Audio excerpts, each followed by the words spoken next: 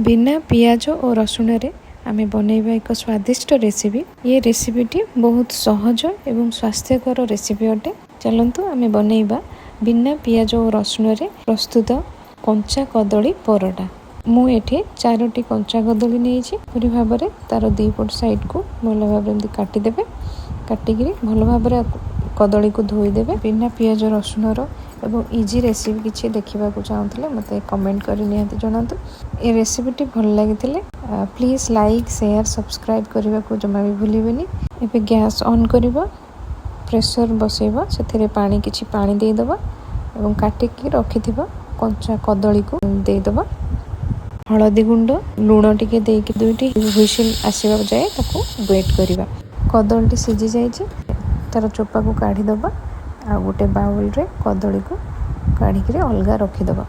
अपन चाहिए कदली जो चोपाटा सीझी जाइए आप चाहिए से चोपा को नहीं को भी यूज करी अपन चिप्स भी बनई पारे आ बहुत क्रिस्पी होता है। फुल रेसिपीटी आर लिंक भी मुझे शेयर कर दूसरी आप चाहिए चेक करें।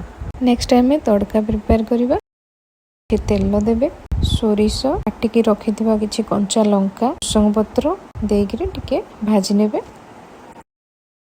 मैश करके रखी तो से कदली को आम एबे देदबा। भल भाव तड़का मिक्स कर नबा। ये रेसिपी को आप चाहिए ब्रेकफास्ट ना डिनर रे भी बन पारे। एबे एथिरे हलदी गुंड टिके लंका गुंड टिके जीरा लंका गुंड टिके एवं लूण स्वाद अनुसार देकरी भल भाव तड़का टी को मिक्स कर नबा। एबे आमे ताको साइड रे रखीदबा। ये रेसिपी प्रिपेयर करला बेले किछि टिप्स मन रखिबे। जेमति कि आमे जानिचे कदली जनरली आमे भाजी थाउ बा जहाँ भी करि थाउ से जनरली किछ समय पर ड्राई हो जाता है। बहुत माने सुखिला सुखिला हो जाता है। आमे जतले कदली सिझौजे भल से सिझिबा दरकार। भल भाबरे चकटी हो जिवो और बहुत सॉफ्ट भी रहिबो। एबे मु आटा डो प्रिपेयर कर देछि। तो आमे से आटा डो रो किछि पोर्शन नेकरी बॉल आकार एमती बनै दबा। बॉल आकार बनईकरी से आम जो प्रिपेयर करथिबा कदली पुरटी को एबे ता भितर आम किछि दबा ताको देकरी जेमते आम पिठा गड़ुचे से टाइप रो ताको गोल आकार शेप करिकरी पुरटा देकरी ताको भल से गोल बनै दबा।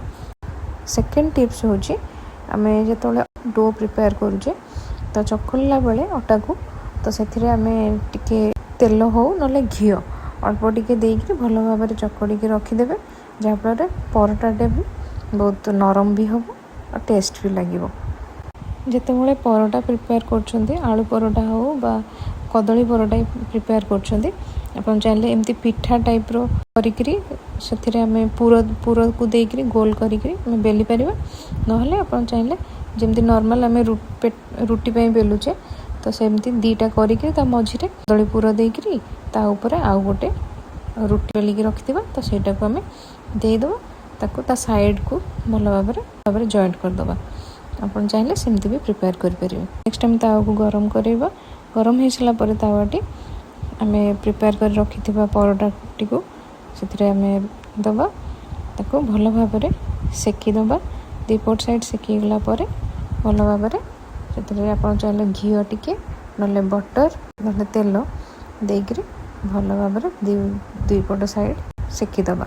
एबे परोटा सब रेडी हो जाइए बहुत सॉफ्ट भी होइए।